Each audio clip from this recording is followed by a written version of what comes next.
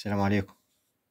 وصفة النهاردة هتبقى وصفة بطريقة آخر حرفنة، بس لو لسه ما اشتركتش انزل اشترك وفعل الجرس عشان يوصلك كل جديد. الوصفة هتكون الحمام الكداب، مش هيبقى كداب، لا ده هيبقى كداب قوي. هنعمل معاكم الحمام كداب بطريقة حلوة مميزة وآخر بساطة وآخر طعم وأحلى روقان. هنعمل لكم يعني الحمام الكداب اللي هو كداب قوي، يعني حاجة من الآخر يعني. بس يا ريت ما اشتركش في القناة يشترك في القناة ويفعل زر الجرس. هنبدأ معاكم شوية زيت، الطاسة بتاعتنا على النار، وننزل عليهم ببصلة، فصين من التوم مهروسين، ونشوح ده كله مع بعضه، نديله بس لون بسيط كده، ونحضر معانا وصفة مش هتبقى مكلفة خالص يا جماعة، وهتبقى قمة اللذيذة فيها.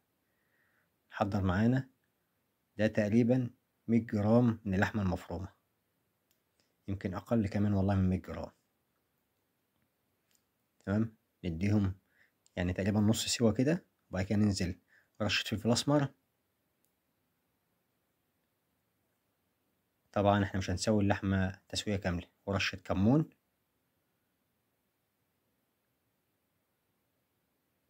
ورشة شطة للي بيحب الشطة.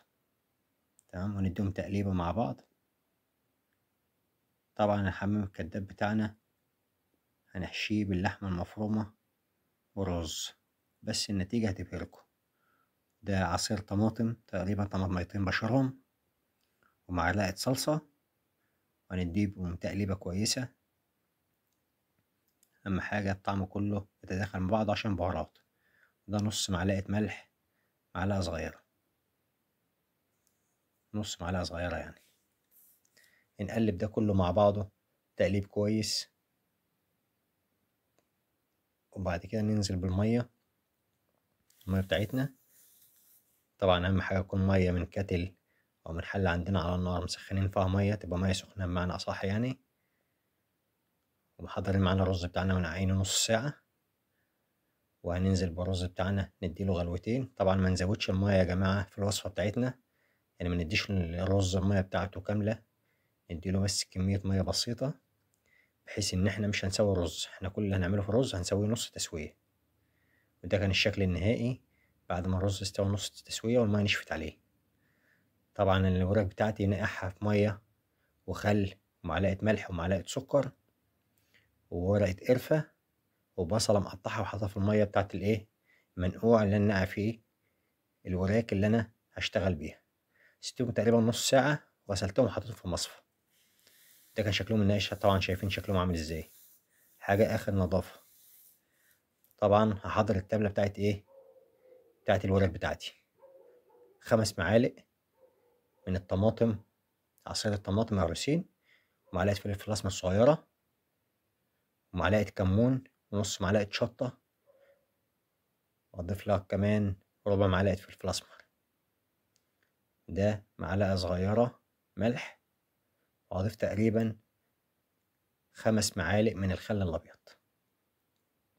أديهم تقليبة كويسة كده، وبعد كده أجيب الوراك اللي عندي وأنزل بيها في التتبيلة، أقلبهم تقليبة كويسة، أهم حاجة التقليب كويس. وبعد كده أخدهم وأبدأ إيه أحشي الرز بتاعي حشوة كويسة.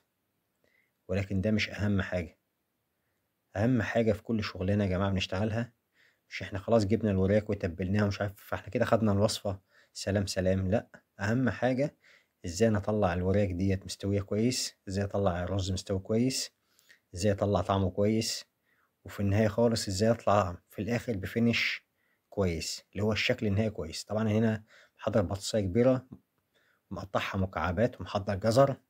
طبعا كل حاجة بالذات الخضار ده زي ما حضراتكم بتحبوا، يعني في مش لازم تعملوا وصفة زي ما انا عاملها، يعني في اللي ما يحبش الجزر مش لازم جزر، اللي ما يحبش بطاطس مش لازم بطاطس، ما يحبش بصل ما يحطش بصل، كل واحد على حسب يحب ايه.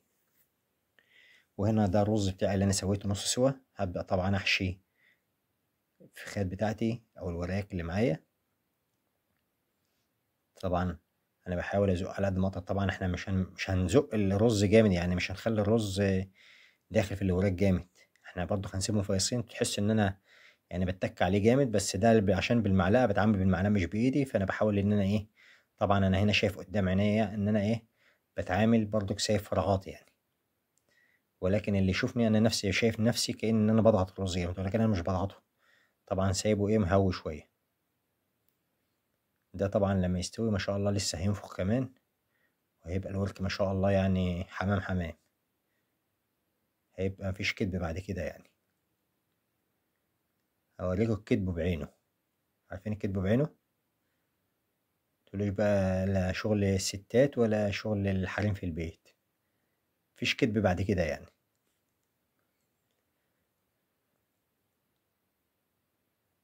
هنا هنحط الرز بتاعنا، كمية الرز بتاعتنا أهم حاجة في الشغلانة دي. على فكرة أنا أول مرة أعمل معاكم الحمام الكداب، ولكن إن شاء الله لما أحط إيدي تسهيل ربنا يعني قبل أي حاجة، إن شاء الله بإذن الله هتطلع بريفكس. أنا لما بحب أحط إيدي في حاجة ما بحبش بنسى أي واحدة ست ممكن تكون شغالة ولا أي شيف يكون شغال، كل ده ورا ظهري يعني مش شايفه. أهم حاجة نشتغل بإتقان ونبقى بنعمل الحاجة وإحنا حاسين إن إحنا قدها وقدود، فعلا فعلا إن شاء الله قدها وقدود. يعني الشغل كله في الشغل الأكل والشرب والكلام ده كله يعني بالنسبة لي أنا شخصيا موضوع سهل جدا. طبعا هنا أهم حاجة نحاول نلم الرز جوه الوراك بتاعتنا عشان لما تنفخ إيه ما أجيش أقدم أجي أبص ألاقي رز بقع مني وبقى شغل بقى إيه مش لطيف يعني. أهم حاجة بقى يا جماعة إيه، ده الوش اللي إحنا هنحطه فين فوق الوراك بتاعتي. الوراك بتاعتي طبعا اديتها ورقة زبدة وسلفر ودخلتها الفرن سويتها، ده موضوع سهل كلنا هنعرف نسويه مش مشكلة.